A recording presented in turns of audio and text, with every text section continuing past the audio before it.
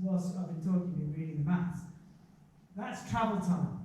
And if you're doing a big flight, 8 kilometers is a lot of flying, but you know, that's a lot of minutes. And if you're coming into goal 4 minutes behind someone, that's a lot of points.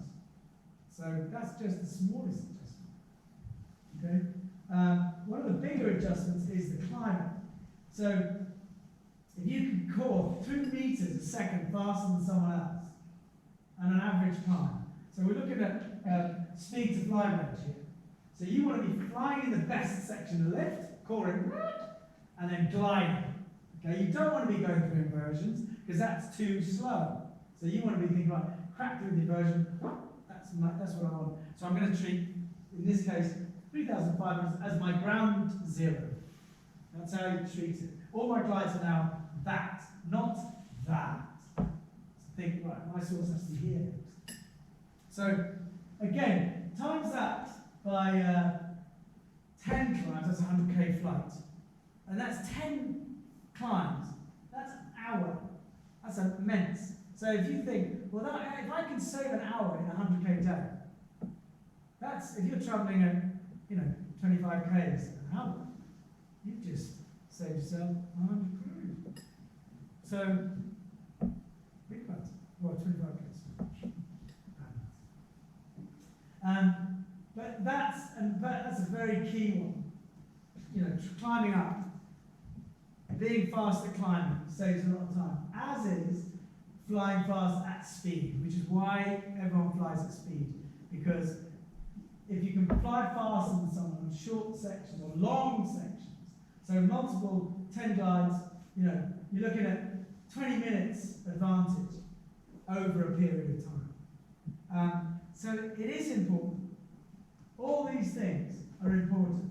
The 4 minutes to 66 minutes to 20 minutes, that adds up for 1 hour, 30 minutes ahead of whoever doesn't do any of that, or doesn't do it very well, or gets stuck, or makes a mistake. And that's the key. You've got to make sure you don't make mistakes, or make less mistakes than the other guy, because that's how you really generate. It's attrition. Everyone right now?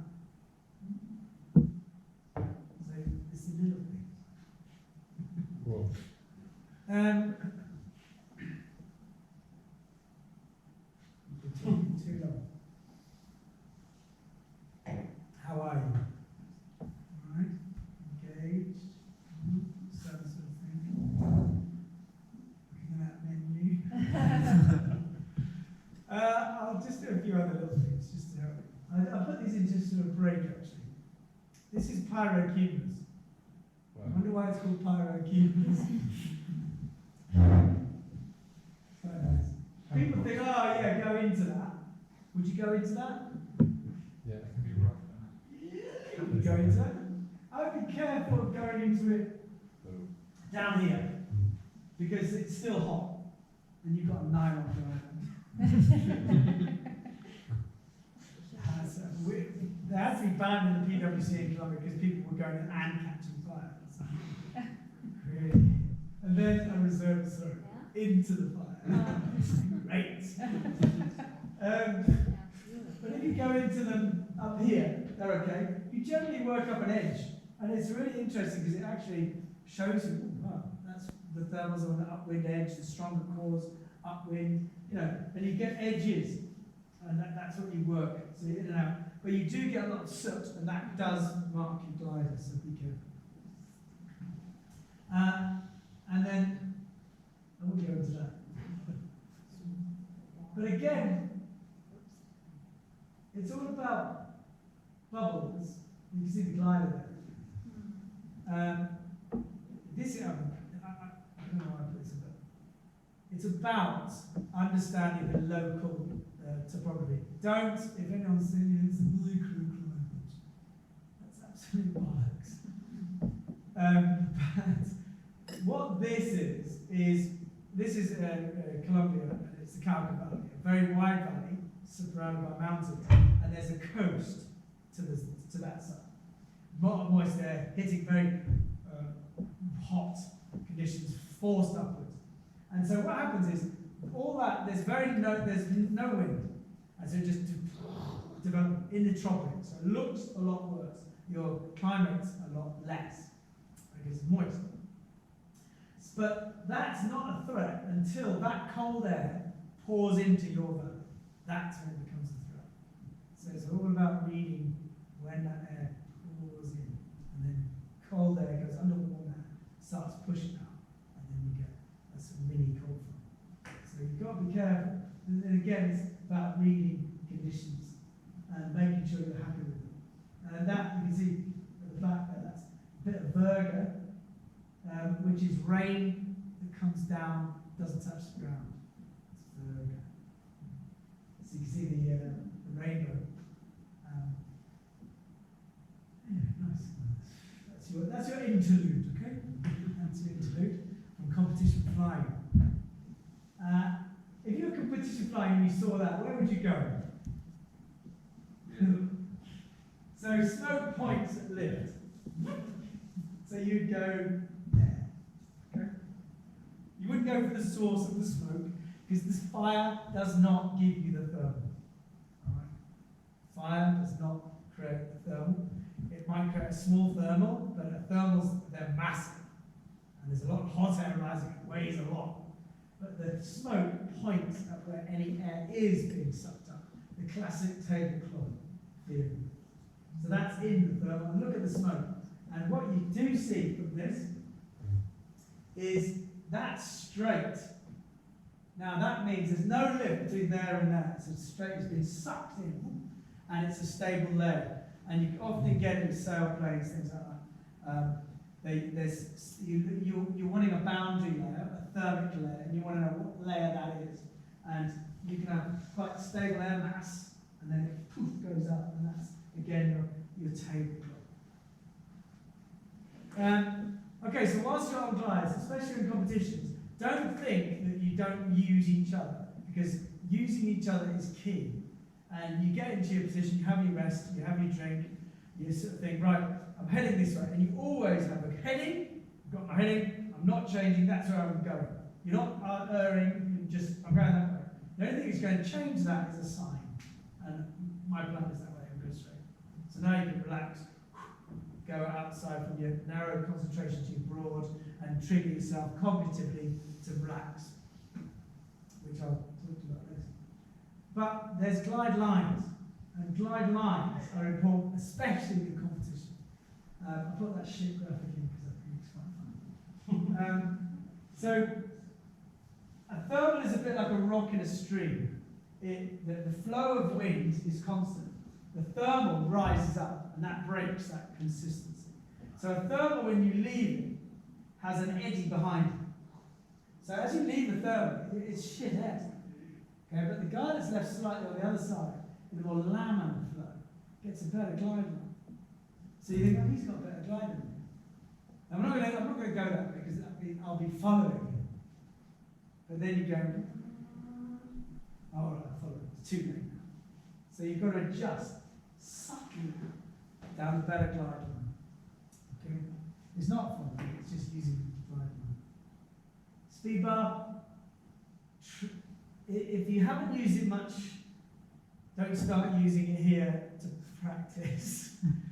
But I would start getting used to it, using a speed bar, okay? And trusting it. It's about teaching your chimpanzee in your head that it is okay, that it is safe. But you've got to look at your polar curve. You've got to see, okay, it is beneficial. I am traveling over the ground better. My lift drag coefficient is good. And I'm getting to the next source quicker. Okay? But it's again trusting the pitch. It's about learning to control the speed and keeping off the brakes. I'm not going to talk to you about landings because you're all good about that. But what I will say very briefly is after your flight, make sure that you chill out. The flight doesn't matter. You know, I love sharing with friends and stuff like that. And it doesn't matter. You made a mistake, doesn't matter. You know, you won, doesn't matter. Same. Everything's the same. You don't kick your helmet around a golf field. You might want to go, yes, yes, if you won. But it's the same. And if you see someone at dinner that night, you shouldn't be able to tell if they've won or lost. It should be the same. They've gone through this post-flight briefing with themselves. They've said to themselves, right, where did I do well? Where did I make my mistake? How am I going to change that? Okay? So, did well by getting off first. I was in good position. I was the highest, fantastic. And I went. I went with the leaders. I was in the lead. I was fantastic. I was immense. I was smoking hot. I got to the next turn point, a bit lower than everybody else because I was in the lead. There was no signs of anything. I was getting stuck. And started to climb. It was a pretty crappy climb. The other guys came in above me, all pissed me off because they just sailed straight to base and off they went. I was high enough, I thought I could catch up. And you've already started making a mistake. Okay? So it's not the point at which you made the mistake, you wind it back to the point you started to make the mistake. He started to make a mistake because he let out. Shouldn't have let out. He was probably goaded to lead out because pilots sort of pretend to leave and came back and, oh shit, and think the games pilots play. So you were caught. So it's understanding that, and it's saying, right, okay, next time I'm not going to lead out. Next time I'm going to, you know, and understanding that. And a lot of the people, what we teach is this: your interpretation of what happened and actual fact of what happened, they have to be the same. Okay, they have to be on top of each other, so that you're learning from the fact, not from your bullshit. So, oh yeah, I landed over shit there. Well, it was a lift because everyone got up. I was just unlucky. No, you weren't unlucky.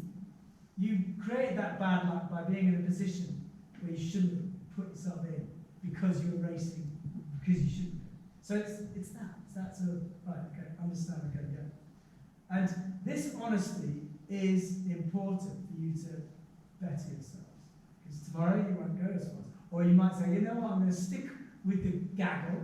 I'm going to hold myself back from going fast until I've gone halfway through the course. Then I'll start picking my pace up. Better technique. At least you're getting further along the course when you're decking it early. A lot of people deck it because of frustration, deck it because they're trying too hard, they're not letting go of the task, deck it because they're scared, deck it because of all sorts of reasons. Understand why you did it, learn from it, change it, move on. Don't carry it with you.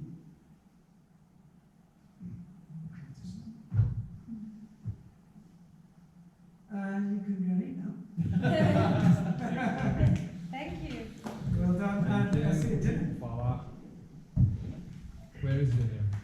Downstairs. Right. There's a restaurant.